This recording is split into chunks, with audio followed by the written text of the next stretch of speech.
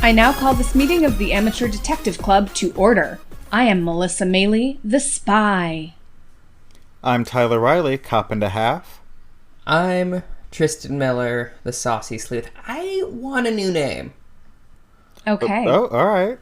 Yeah, I'm going to mention this on the next Poirot episode we do, obviously for the main feed, but I think I want a new name. All right. Do you have any ideas? Is this going to be like a Twitter or Facebook poll? Is this going to be kind of a spur of the moment thing? Ooh. Yeah. I like a poll. Or, yeah, a poll I think would be good. Maybe a doc of submit your suggestions here, or just on the Twitter or on the Facebook. Yeah, I'm just I've been Saucy Sleuth for over a year now. Getting a little... Was that always what it was? No, you were Kid detective. Kid. Yeah, and then you did cop and a half, so it was well, we can't have two cops. That's one cop. Big, well, 2.5 cops. Which, cops.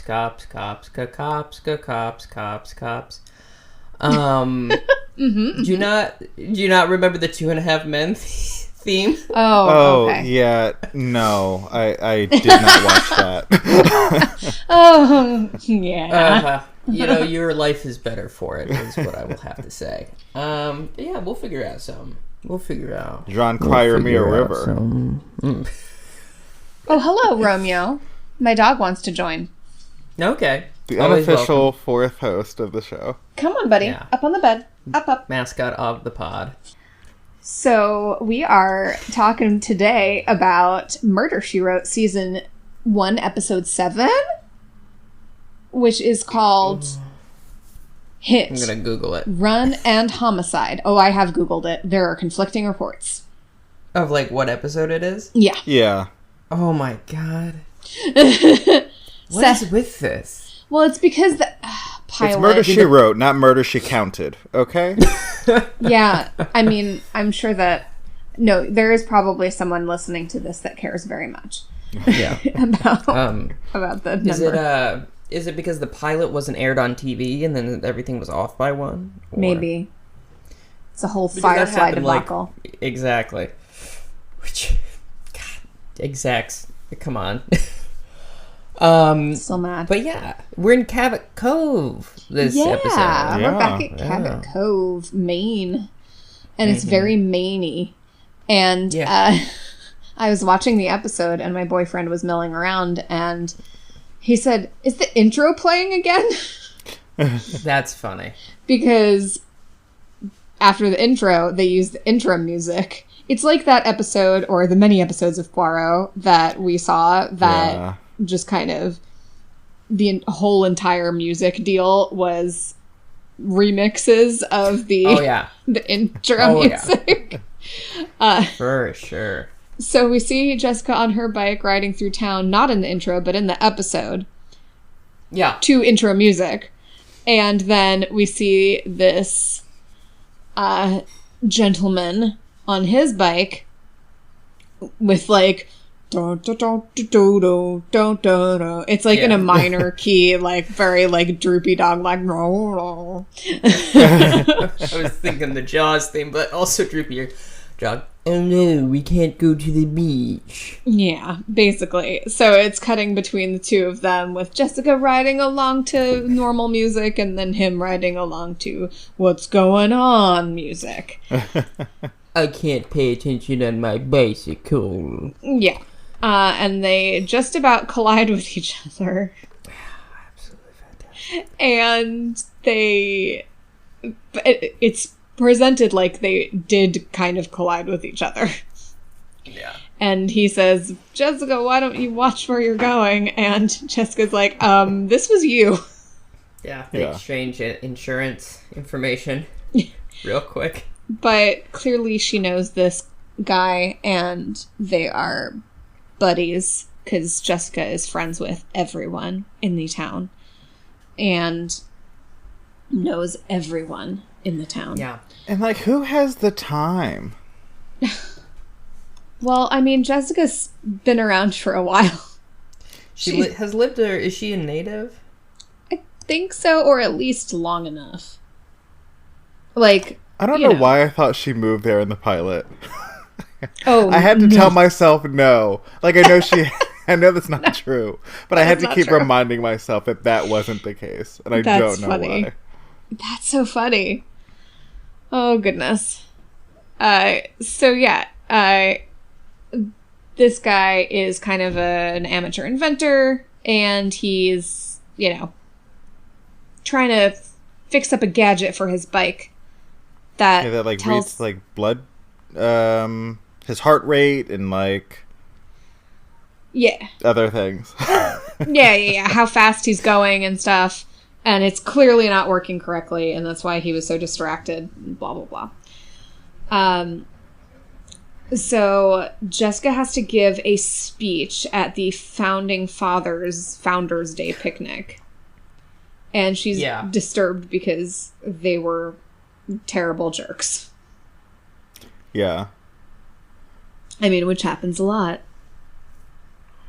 Because the founders of lots of places were colonialists and racists and wasn't everyone fine with the terribleness being quote unquote exposed? They just didn't want it getting out that one of the founders fought for the British.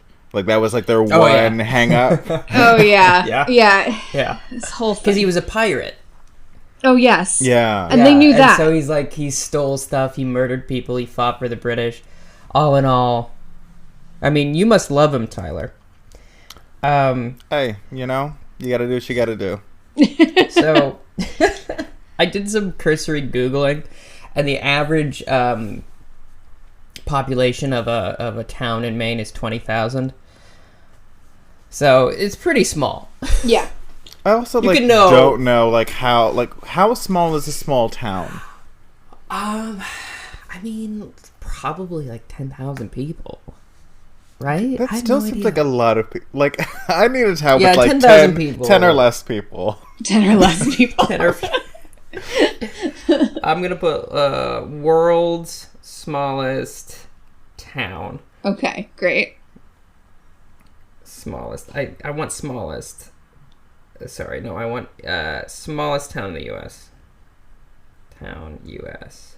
I can't wait to beat the record or whatever this town is by just amassing amounts of land and just being there with just myself. Tylertown, population 1. So, to no one's surprise, it is Wyoming. Sure. Okay. And it has one resident. To answer your question, Tyler, my grandparents live in Sundance, Wyoming. It's I think the largest city in Wyoming, or one of them.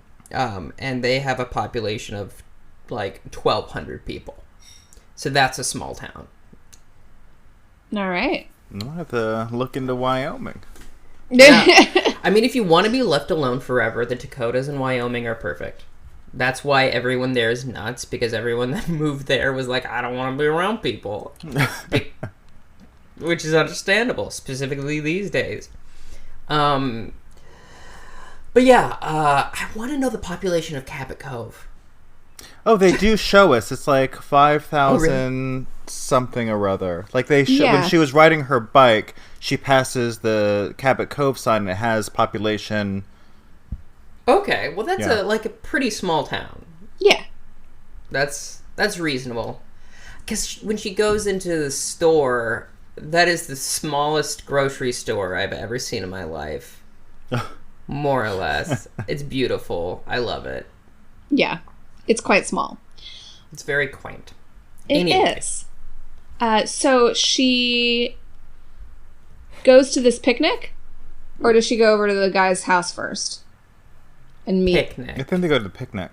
Great. Yeah. So we go to the picnic, and she's about to give her speech, and some dude comes flailing his arms, yelling, and he's being chased by a car.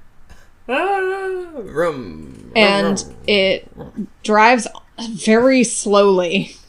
But it's following him slowly into the park, onto the baseball diamond.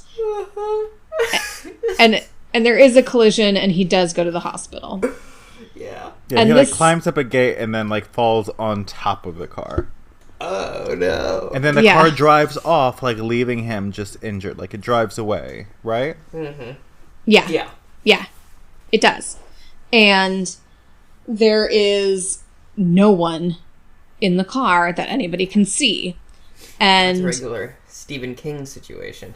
yes, It is in Maine. it is. But it's a very silly Stephen King story. Yeah.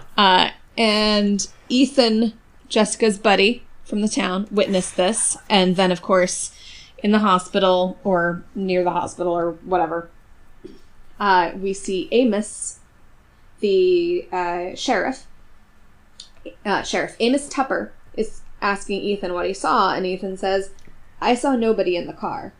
And he says, that's crazy. That could never happen. What on earth do you mean? Can I tell you? It became very apparent watching this episode. I was like, Amos reminds me of somebody.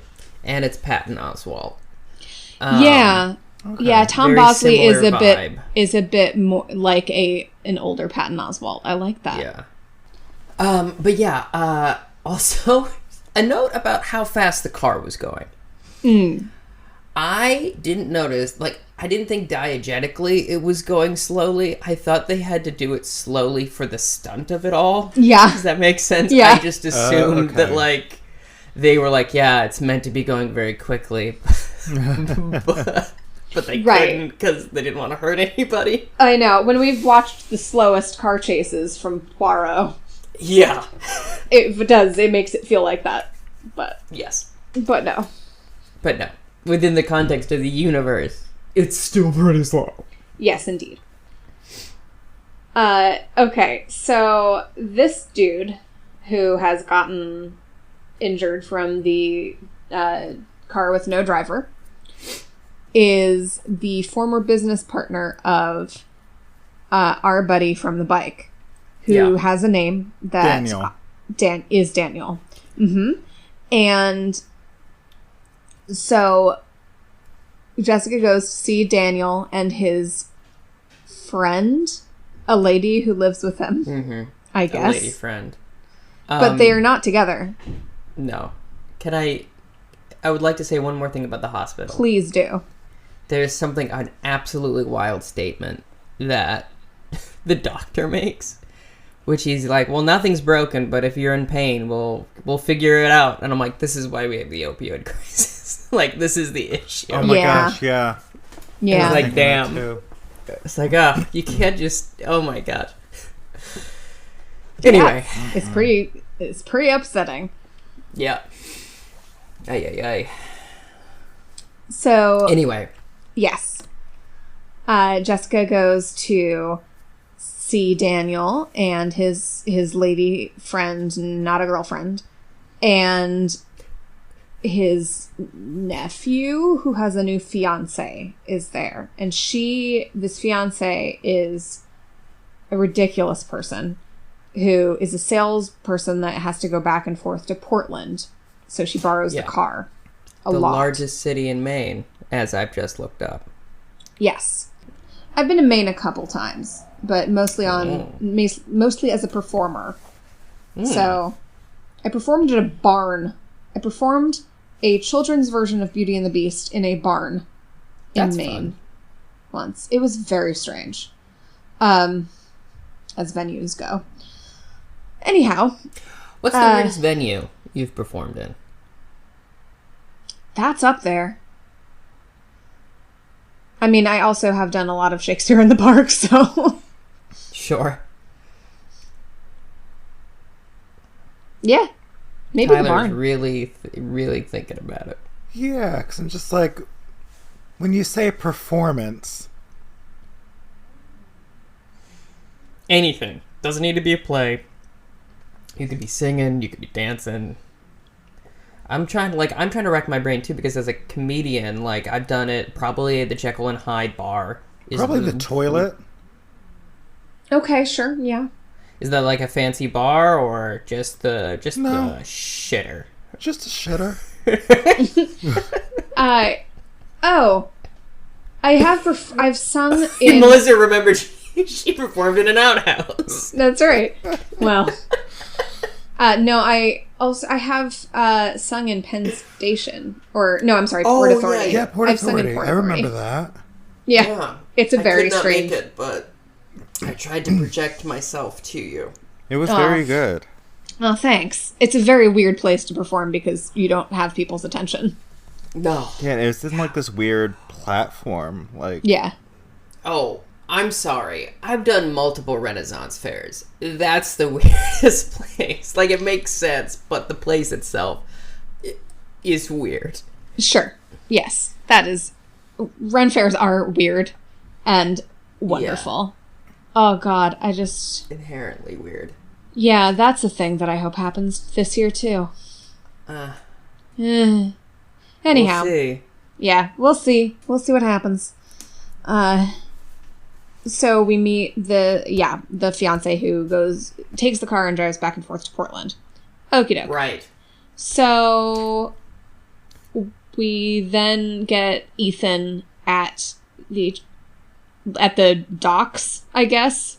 oh wait, before Oh, that, there's more. Yes. Yeah, when we're visiting Daniel, we do see that Jessica goes to like check on him in his work station. Of course. Where she tells him about the attack that happened because Charles Woodley, who was Charles Woodley? Sure. Okay. I think that's the guy's name who got hurt by the car. Yeah, I think Charles Woodley had said that he was in town because Daniel had invited him to town. Oh, right. Yeah. And Daniel was like, no. Fuck him. Fuck you for coming here and telling me that he was here. He's not a fan. I hate that guy. Yes, he deserved to die, and I hope he burns in hell. Yeah. I'm going to spit on his grave once he's gone. Yeah, he is not a fan. So, yes. So then we see Ethan at the dock, and another traveler has come into town. We learn later that his name is Dean Merrill, and he wants to know how to get a taxi. And he says, well, you gotta walk about 2 miles that way. And he says, seriously? He's like, yeah, it's probably a small town. Yeah. You have to walk to the train station. Most people come by train. I don't know what to tell you. Yeah. And he says, yeah, it's 2 miles away. But where are you trying to go? The hospital. Oh, the hospital's a mile that way. You might as well just walk there. Yeah. So Merrill starts walking to the hospital, and he meets the driverless car, which runs him over, killing him. Yeah, like into like the side of a mountain. Like it's rough. Yeah. So he's just a rando? Well, we learn later that we learn pretty quickly that he's the business partner of Woodley and also former business partner of our buddy Daniel. Right.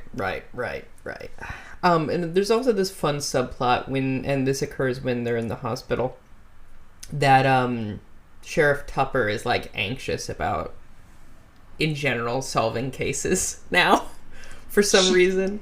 And he likes having Jessica's help, and Ethan lets Jessica know, and he's basically like, hey, maybe you should just show up and just, help him out a little bit. And she's like, I don't really want to do that. And he's like, maybe you should just, just do it. Because he's sad. He's sad about his job. How long do you think Sheriff Tuffer's been the sheriff? 1,000,000 years. Since the beginning of time. He showed up with the pirate. Yeah. And he was immediately the sheriff. That's right. He's an ancient spirit that haunts the grounds. Correct. And that's why he's so sick of this damn job. Basically. So yeah. Like, ooh. Yeah, after Ethan tells her what's going on with the sheriff, and after he tells her about the death of the partner, Yeah, she goes to the sheriff, and then he tricks him into allowing her to kind of tag along on his investigation. So they go together to see Woodley in the hospital again, right? Yeah, and he does say that that they used to work with Daniel. Daniel used to work with them, and that there was like remote control gadgets that they were working on, like remotely operated things. And so Jess kind of goes, that's an interesting concept, a remotely operated thing. So after like kind of deciding that like they gotta track down the car, so Amos is on it, and then like Jessica goes to like a picnic. Yeah, like it's like that's when she's like eating at Daniel's with like the nephew and all that, right? Okay. Yeah, it's a barbecue. And Daniel insists that he never called the two guys, Merrill and Woodley, to come to town, even though they're saying, no, he called us here. Oh, right. So Jessica needs to figure out what's going on. Oh, go ahead. So she does find that there is a call that went from Woodley's private... that went from his house, from Daniel's house, to Woodley's private line. Right. Okay. Because we didn't have cell phones. It was the 80s. And she talks to Katie about that, right? Like the girlfriend? Or not? Yeah. The non-girlfriend. Right, yes. The non-girlfriend girlfriend. The girlfriend. The friend who is a girl. And then we find out that Daniel was fired from his job. That's right. Right. But we don't really get an explanation of why. Yeah, it was just kind of like, oh, they thought he was wasting money, but we don't really get an explanation beyond that. So it's like very like vague and loose. And is this where we get like the dog bit? Yes. Oh my gosh. This is so beautiful. Oh, it's the best. So while they're at the barbecue at Daniel's, Daniel decides to test out this new invention. So like he calls over his nephew that brings like these 3 rods, and like he puts them in like very specific places in the yard, and it's supposed to have like this high frequency sound to like get rid of like aphids off of the roses. Yes. So he turns it on, and they're like, oh, we can't hear anything, and he's like, well, it's because it's at the super high frequency, like it's not meant for us. And all of a sudden you just hear like these dogs barking. Not meant for us. Yeah. God has not ordained this for us. No, exactly. This sacrament is for the aphids alone. And apparently... It's for the dogs, as they say. And the dogs come a-running to the yard. Tearing up the yard. Oh my gosh. There's like 10 dogs that just come running. There's a lot of dog, and it kind of reminded me of Christmas Story. You know, with all those bloodhounds. Yes. Oh, yes. right. Okay. Yeah. And I would absolutely love this device as long as it would call the dogs to me. Yes. Same here. I'd just sit there with my arms wide open. You know, you could just buy a dog whistle. Sure. Yeah. But where's the fun in that? Exactly. A dog whistle and a megaphone. Honestly. Or you can just go to your local shelter and... buy 1,000 dogs. Adopt 1,000 dogs. That's what I love about as long as you can properly take care of them. Shout out to the Burlington County Animal Shelter, because so many listeners are from the Burlington County area of New Jersey. Yes, of course. But like I look at like some of the shelters when I was looking for a dog living up here in Weehawken. Like the shelters like around us, like the dogs are like so expensive at like the shelters and rescues. And I was like, back home, like I could get a dog for like $25. Like, what is this? Just like the adoption fee. Yeah. The like back home, you basically just pay for the shots and you can take care of the dog. Like, there's several. We had several shelters that were like, "Hey, please take a dog." Yeah, Do you want two? So We'll give you as many dogs as you want, please. Yeah. Back in my day, you could get a dog for as cheap as you could get gas. And now you can get gas for like $2, maybe, at the most. You know, it's so weird. Yeah, it's really bizarre. It went negative this week. Oh my god! They were giving away gas. At some point, the price of gas I saw as a New York Times headline, the price of gas went negative for a second. It's I will give you $3. Please take this gasoline from me. I mean, it is a burden. Like a theoretical price, of course. Not they're selling at the gas station for negative money, but yeah. I don't have any negative money. Oh no. Is it like Bitcoin? Really like the smell of gasoline. Oh, that is absolutely! It's amazing. Do they like? I want like a gasoline candle, but I feel like that's a very bad idea. My friend Joe Mack, he's a comedian. He's very funny. He's a very funny young man, and he does this hysterical bit where out of nowhere he'll just be like, "Well, gas smells good," and he'll go, "Well, my theory is that people who kill themselves in garages aren't trying to kill themselves. They just love the smell of gas and then forget." Jeez.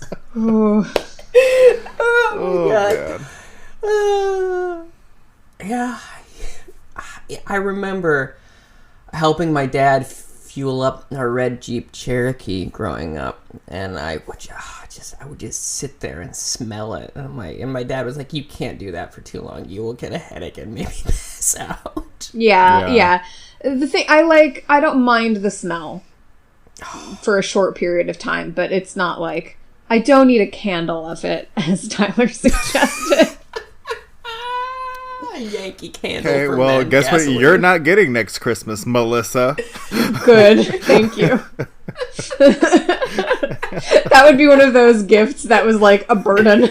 Well, you can re-gift that shit. Like, right back to Tyler. Yep. Like, well, I'll give you this for negative $3.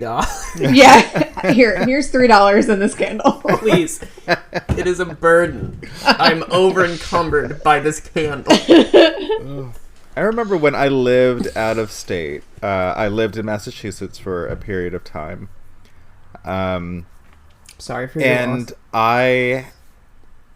I had to pump my own gas, and I was not happy about it. So I drove around 20 minutes New Jersey out of my way to find a full-service gas station to fill up. I'm sorry. I'm so sorry. I am baffled by this. There is still full-service gas stations? In New Jersey, it is against the law to pump your own gas. For why? Because we don't need to be doing this. Wherefore? It's okay. It's like for safety reasons, but yeah. But Tyler, you can pump your own gas if you need to, right? You know how? I can. I'll make you this exchange, Tyler. I will always pump your gas if you give me a ride, because I can't drive, but I can pump gas. So, you know. I have a friend from Tyler New and Jersey. Tristan are hitting the road. A new docuseries.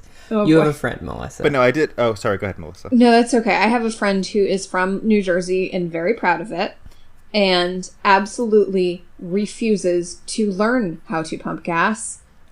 And good on them for doing that. I'm team your friend. Team friend. Okay. If she listens to this podcast, I love you, but what are you trying? I mean, just learn how to do stuff for yourself. To put it in perspective from my end, we would only, like, we had one gas, like, you could, there were 2 lanes, self-serve and you know, whatever it is called, full service. And my father would only go to full service if he needed, like, an oil check, and also if he was just, like, it was like a luxury. to not pump your own gas. Like, because it costs, like, $1 or whatever, or you tip the guy or something, I don't know. And, like, so that's fascinating to me. What a bougie lifestyle you have, Tyler. God bless. I mean, like, were you ever in doubt of my bougie lifestyle? No. Why can't you pump your own gas in New Jersey? First thing, the Retail Gasoline Dispensing Safety Act, for the driver's own good, declares if you didn't allow people to pump their own gas, you could charge more for potential costs of services. The second follow-up is it really illegal to pump your own gas in New Jersey? As if it's an urban myth. People, like, from out of state, like, I have seen, like, arguments at gas stations over, like, out-of-towners, like, thinking they're too good to sit in their car for, like, 5 seconds. It's the only state that does this. In Oregon, it was up until 2016, and then now it's the only one. That's so strange. That's so interesting. New Jersey is wild. Because we don't pump our gas? Like, we're not Florida. It's fire hazard. Because, okay, so basically too many people smoked while pumping gas is what happened. Oh. And then they got lit on fire like Zoolander. Okay, so if y'all don't know to not smoke and pump gas, you deserve it. It's fine. You got, I'm all for that. God bless. Meanwhile, in Cabot Cove, where I assume they can all pump their own gas. They don't later in the episode, just pointing that out. That's true. But Jessica tries to tell Amos, she has a consult with Amos that basically leads to her going out on her own, on her lonesome, and looking for these driverless car, monster machines. And these ghosts. She finds one in a bush. Right. Like, yes, but wait. How did she... There was a mention, like, she knew about, like, this drag of land. Yeah. I don't remember how... It wasn't very well framed. Okay. Because I kind of missed it, too. I'm like, why is Jessica suddenly in a car? And they have said very specifically a number of times, I think at this point, that Jessica does not drive and I don't believe knows how to drive. Correct. Representation matters. I love a bicycle. I love a scooter. I love a skateboard. Cars are scary. They shouldn't exist. I know how to drive a car. I do not know how to ride a bicycle. Excuse me? Okay. Did you not know this about me? The gas thing and the bicycle thing. My perception of the both of you is just... okay. Alright. You can bring a Melissa to a bicycle, but you can't make her ride it. No, you can't. I kind of learned a little bit when I was living in the suburbs, but basically when I was a kid, when everyone else was learning how to ride bikes, I lived in an area where there was too much, so much traffic that that makes sense. Yeah. Gotta be safe.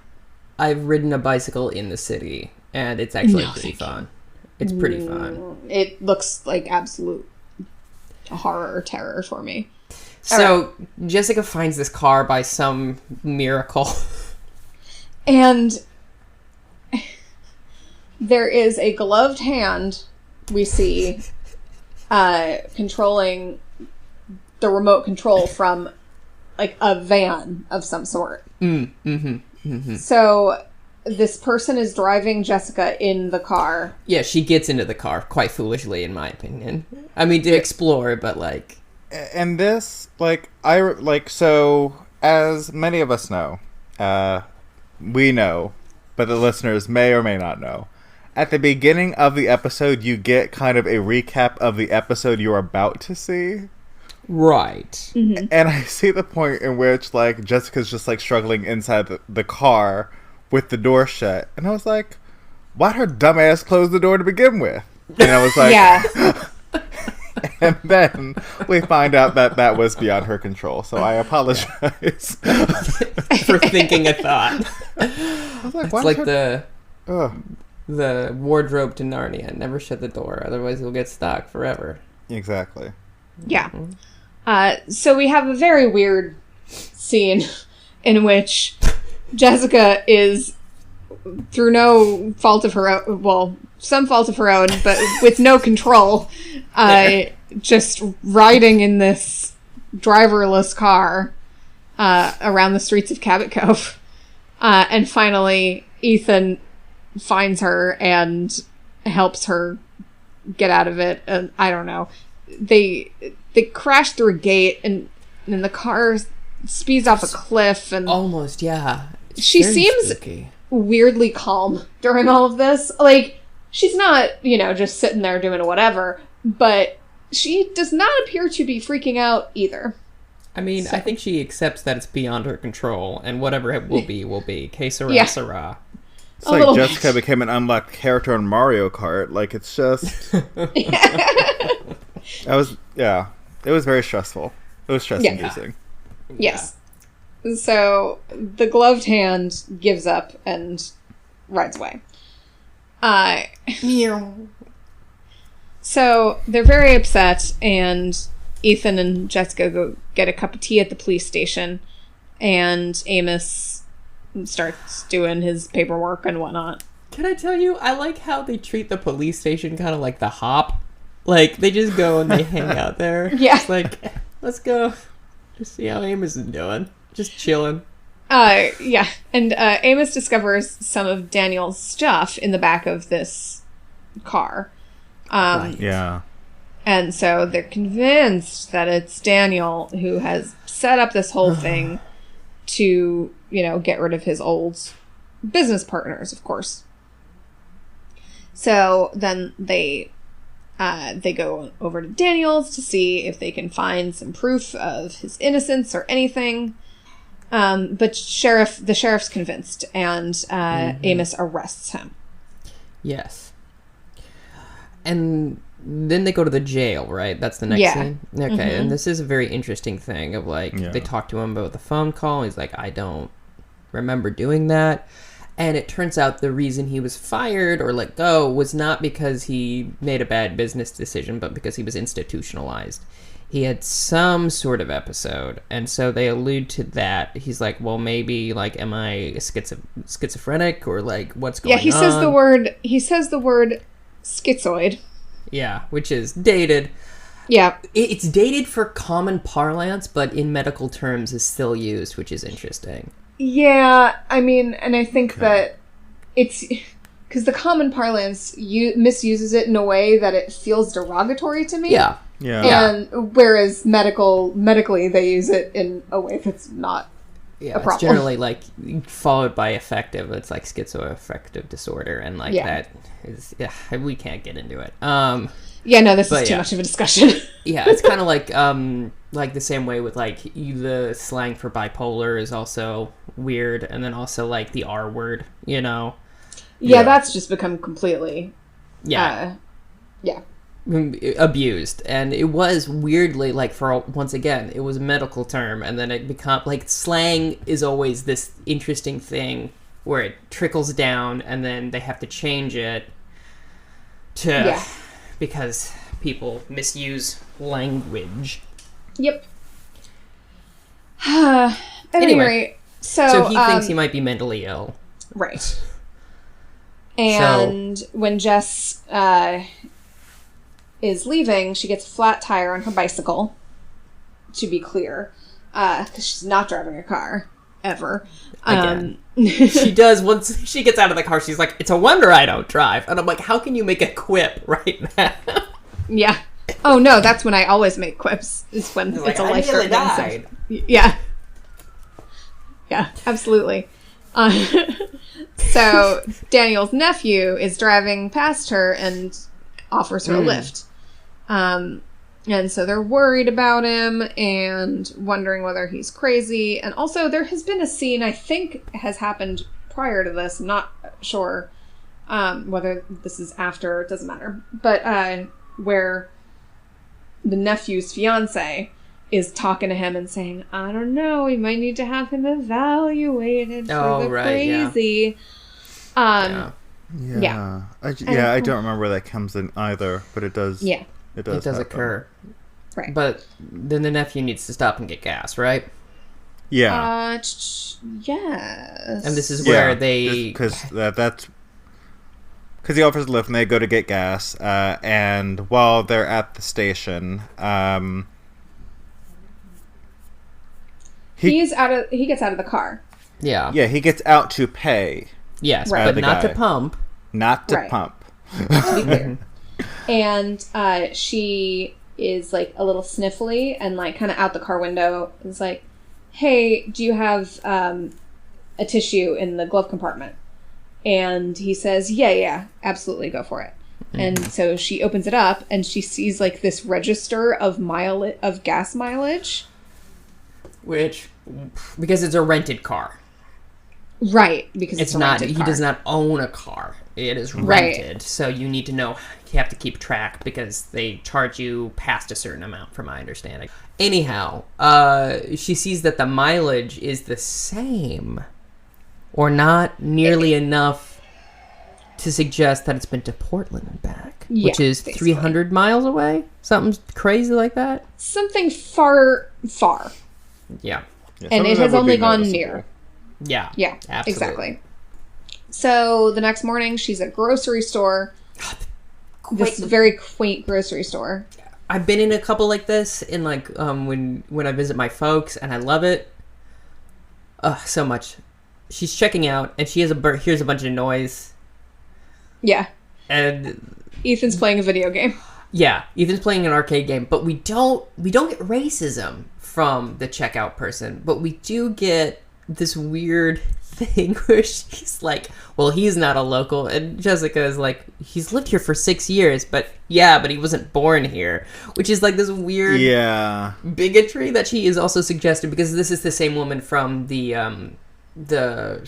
founding celebration, and like she clearly is like too invested in like the town pride. Yeah, it's like very like Sandy Cheeks blood. and Bikini Bottom type of like, what are you doing here kind of a thing. Exactly. Sure. So, she goes over. Ethan convinces her to play this video game, and she has her light bulb moment. Yeah, it's a driving game. Yeah. And because Ethan's like, you gotta slow down. You gotta take it easy. You're going too fast, Jess. You're bumping into everything. You're going nuts. Right.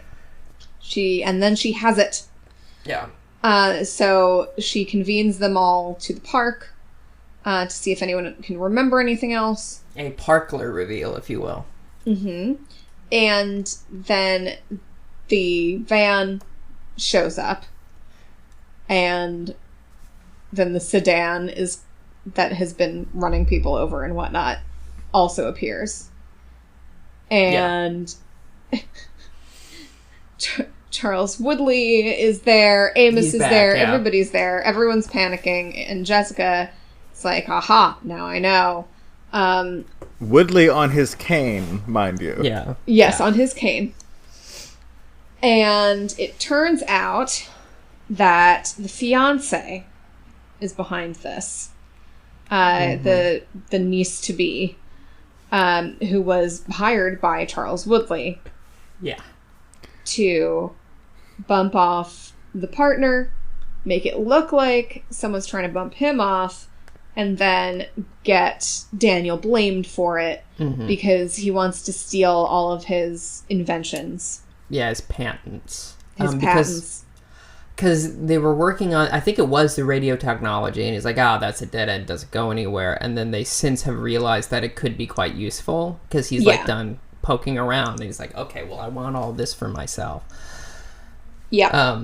which is interesting that because like Daniel's a really interesting character in as much as he seems more interested in inventing new things, and he's like, yeah, I have this huge backlog, I don't care. Like, I made a million things, I don't give a shit. Exactly. So, and then Daniel realizes that all along Katie's been there for him, and that maybe... And then he says, I'm not going to move for you, but I'm going to convince you to move here. Stay She's like, here, yeah. Aww. All right. Question mark? Yeah. It's a sweet sentiment, but like also let the lady do what she wants. Exactly. So, but they seem happy, so that's good for them. Yep. And then Jess and Ethan go to the arcade tournament because there's a contest, and Jess is like, well, I've been brushing up, and he's like, oh no, and then we get the credits. That's our button. What did we think about this one? What did we learn today on the program? We learned that. Oh man, I give this 4 and a handlebar. It goes against everything that I stand for in an episode, but it was such a wild ride, pun intended. And like oh my gosh, it was just so much fun and so bizarre, and it's like the old Belle Biv DeVoe song tells you, you can't trust a flat button to frown. That girl is poison. That's how can anyone say it any better than that? Yeah, case closed. I enjoyed this episode a lot. I can't remember specifically why, but I thought it was very funny. It got me to laugh out loud a few times, which is always a plus. Yeah, I really like seeing Ethan as much as I do. I like the Cabot Cove episodes more, it seems, but I'm also like really into like small town vibes in general, like which is one of the reasons I like Twin Peaks so much. Is the aesthetics and all of that. But yeah, it was very funny. Like, it was weird too. Like, it was a weird crime. Like, I do like, in this first season, we were talking about like the episode Dog's Life last time, and Tyler was like, this is like a season 9 episode. And they're doing it in the first season. And this feels similar. Like, I'm like, okay, we're in the 7th season. Jesus, what do we do? Fucking, there's a man, the car drives itself. And they're like, okay. Yeah, I liked it a lot. I thought seeing Ethan and Amos and Jess all interact was great, too. I like the core cast. They're really growing on me. What was your rating, Tristan? 4.5 with Tyler. Oh, nice. Yeah. I thought it was a lot of fun, but I'm still gonna give it a 3.5. That's good. Okay. Yeah, it's pretty good. Mm-hmm. It's a good time. Crime is pretty lame. But I think it's convoluted enough. I think it's an interesting thing to have a frame up rather than like say a murder. Like the whole thing was like business espionage, which I go for. I like espionage a fair amount. Okay, fair enough. But I feel you, Melissa. Like, I mean, it wasn't a murder of anyone like we even remotely could care about. I didn't even hate him. Like, right? It was when like I didn't have any feelings about this person at all when he died. Yeah. Other than that, I honestly forgot someone died in this episode. Same. So yeah, right. Espionage, she wrote. Like I don't. Yeah, I did not recall that. When you were talking about that, I was like, oh, yeah, yes, definitely. All right, there you have it, folks. And with that, I call this very special meeting of the Amateur Detective Club to a close. Vroom vroom.